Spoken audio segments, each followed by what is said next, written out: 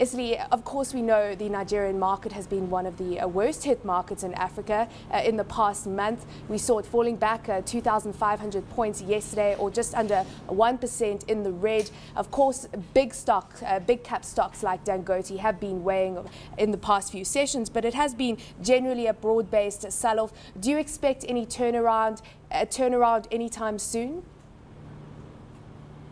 I think that's a possibility, but very unlikely. I think that what we're currently experiencing is, a lot of the international investors who had, brought money in around about January this year, taking some of that money out amid, global, concerns over global economic growth. And I think that is, quite natural. These are typically the, global emerging funds, EMEA funds, whose traditional markets are, developing economies, to the developed markets, and one of the biggest reasons why Nigeria was attractive to them in the first place earlier this year was because it was looking very, very attractive from a valuation standpoint. And in reality, you've seen that also spread to some of the developed and developing markets in Europe and also Latin America. Those markets are also quite cheap at this point, and so that's why you're seeing flows out of Nigeria. But I think that developments from the likes of Access Bank, the banking sector recapitalization is obviously positive, and I think at some point should translate into a positive sentiment for the market. Nigeria, of course, competing for flows against other emerging markets, as you say there. Let's just look at some positive news that has filtered through in the banking sector. Of course, we enter September now with that recapitalization deadline at the end of the month. Access Bank coming through saying that they intend to spend 50 billion naira to acquire 75% stake in Intercontinental. They're hoping to wrap this up in the next 12 months.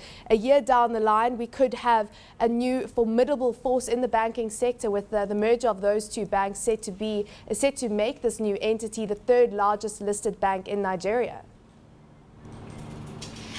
Yeah, that's correct. I mean, I don't want to go into the details, but all I'll say is that it's really positive for the banking sector. It's sort of helped to boost confidence in the sector. We've seen obviously the first M&A deal obviously go through, and I think that you see more from the likes of Oceanic, Finbank, and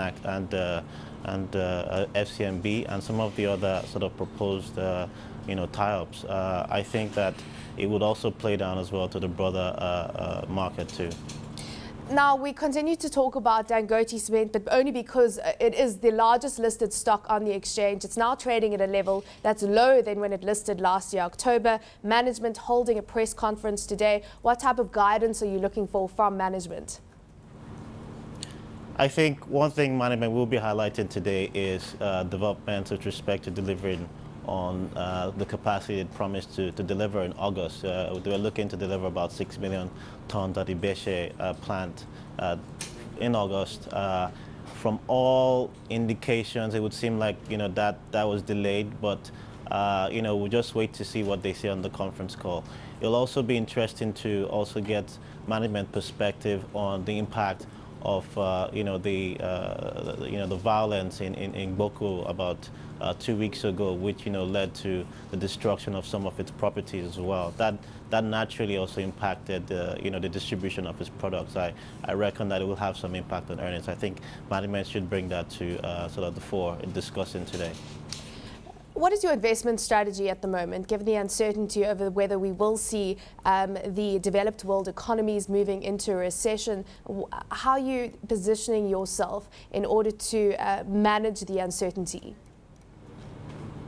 I think within a Nigerian context, there are obviously positions to take to at least go defensive, to have some defensive position in the market. You have consumers, for example, which have been able to hold up since this sort of uncertainty or sort of risk perception increased.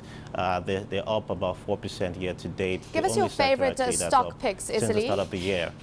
Give us your favorite stock picks then in the sector. I mean, our favorite pick today, we like the UAC, like UACN. We still like flour mills, despite sort of short-term volatility in earnings. We think it's still a strong value play, but you just need to look beyond, the cyclicality of the business in the short term.